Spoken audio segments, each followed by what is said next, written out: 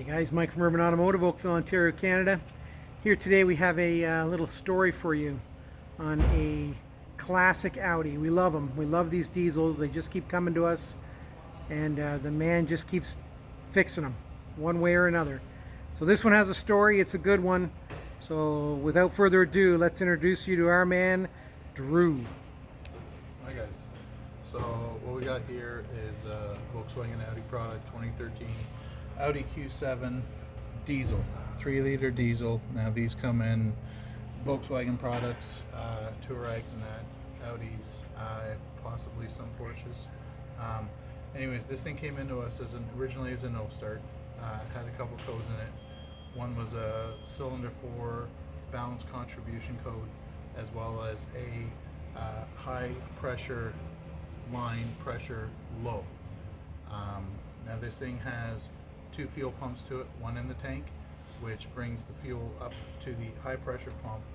And when we mean high pressure, it is high pressure. Can you indicate where the high pressure pump is on this, Dr. Drew? High pressure pump is down this way, Oh, under the turbo, under the intake, under the whole in the EGR dark assembly. valley. Yeah, like it's you can't see it. Oh.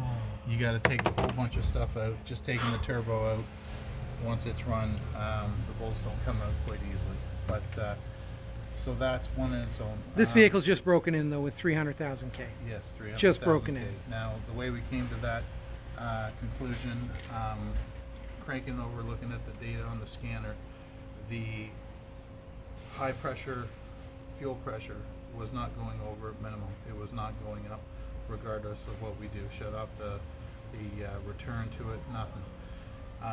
And that's what gave us indication was a high pressure pump. Now part of the diagnosis in this is getting a fuel pressure as well as volume test from the electrical low pressure pump. Low pressure is still about 55 pounds, but it's not as high as the high pressure. Can we show pump. everyone the low pressure pump here? Well, this was the low pressure pump here, but this was the high pressure pump that we removed. This is what it looks like. It's got a pump unit, one for each bank, your intake line, your exhaust line, and this is where the flow valve goes to it here.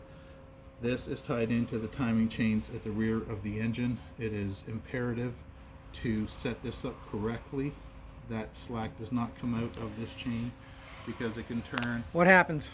It can turn a 10-hour job into a 35-hour job, where the whole engine comes out and you got to reset all the timing chains at the back. So And that was not the case with this that was unit. not the case. This one went nice and smooth. Smooth. As far as the re and re on this goes. Whew. Then what happened? Well, with part of the job, we had all these injectors out because we were going to replace the copper sealing washers on these, as well as the O-rings. These copper sealing washers over time deteriorate, and you start to get a compression loss out through a relief port.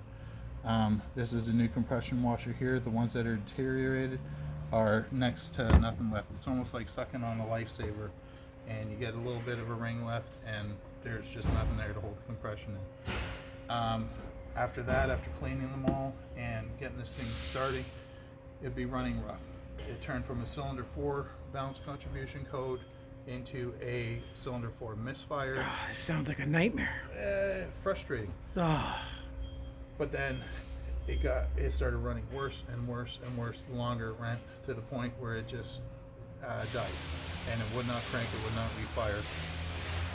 Further diagnosing, trying to get more fuel samples. The diesel that was in here didn't seem to be quite just diesel, and so we went to evacuate the system. There is a feature through the scanner where we can evacuate the gas tank in case somebody by accident does put gas in a diesel engine. So we're evacuating it. As it's going through though, the fuel was aerating and starting to foam and starting to come in a cloud, and that's not how it should be. It'll get in the high pressure pump, it'll start to cavitate, it can prematurely wear this. Looking further into it, pulling So the the back fuel seats had out, been contaminated. fuel had been contaminated, Okay. but as well as the fuel aeration, we pulled both sumps. Now this is an all-wheel drive vehicle, so the gas tank that's at the rear of the vehicle has 2 sumps, because it goes over the hump for the main drive shaft to go through. So this is where the main fuel pump is, which is on the passenger side. But these have fuel transfer tubes that go over to the driver's side to simultaneously draw fuel from each side of the sumps. Looking into this and pulling the covers apart, it was only drawing from the passenger side, and Where the pump was. and the pump was, and the driver's side was staying full, thinking that there's a leak somewhere in these lines here. Obviously not drawn it through, because these get sealed through these additional lines and it gets drawn through the bottom of this pump unit. So we ended up changing this as well. Further on, more problems. The fuel. This was not a day project. This was not a day project, folks. This was not a day it wasn't project. just one thing after the other. And trying to think what we're doing to help this thing by cleaning these injectors, because I let them sit overnight in a cleaning solution to clean the tips, because these were so carboned up when they came out of these. Shameless plug for pistons. TerraClean. Yeah, a great product and all that. Regular maintenance, EGR diesel, EGR cleaning and all that. It's like scrubbing bubbles through your engine, and it does a beautiful job. However, on this one here, I guess the injector was on its way out. And what ended up happening overall, this injector here had failed internally. And what we ended up finding from trying to bleed air out of the lines while it's cranking, we were getting, well, basically this one was bleeding down, so you're losing fuel down into the cylinder, as well as when this is cranking and you get compression, it is pumping compression back up through the injector into the line, aerating this portion and that whole rail, which is down over on this side here, filling it full of air. So this thing would be trying to start, almost starting. It was a number 4, which is where? This was a number 4 over here. This is a new injector that's in here now. They have a special code on them. You cannot just replace an injector. These have to be coded specifically to the PCM, so this thing will run properly, so the vehicle will know, one, that it's a new injector, and what amperage it is to send to that injector. So when you say coding, for those watching this video that aren't mechanically inclined and think that they want to do this in their backyard under a shade tree. It's not your code reader. Okay. It's not your code reader. Your code reader will not do that. Let's get that straight. You need a high-end factory compatible scan tool that will take care of this issue. Awesome. Once the new injector was in, quickly bled the air out of the lines, and it fired right up, ran like a dream.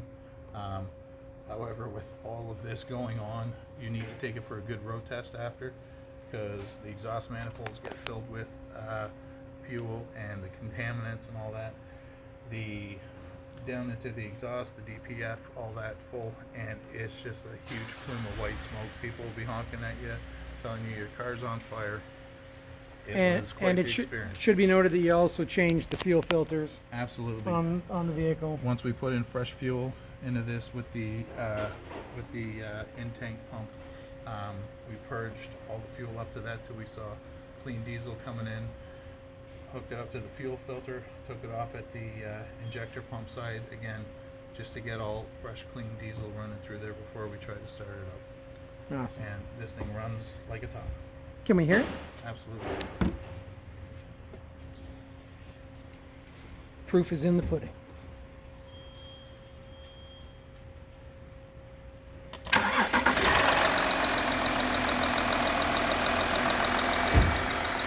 Not bad for 300,000 plus. Yeah. Runs nice and quiet. Cylinders are all in balance. No pending codes for any cylinder imbalance issues, which we may run into, but luckily on this one it's all good. Let me shut it down.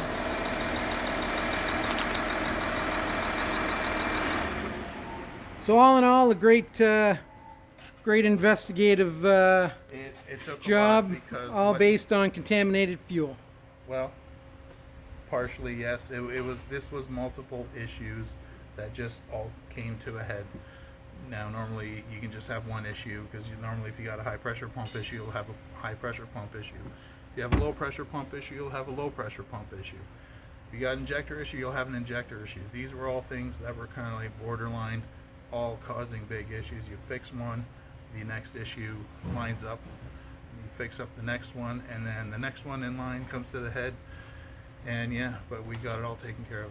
Awesome. Runs and drives great. All right, well, thanks as always for your effort there, big man, on getting it done. The customer's going to be thrilled to come pick up their vehicle and be happy.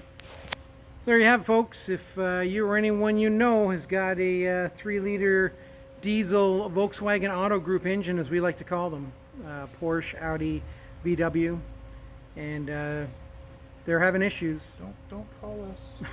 be sure to call us. Your dealer's not your only option. Urban Automotive, safety first. Thanks for watching and subscribing. Have a great day.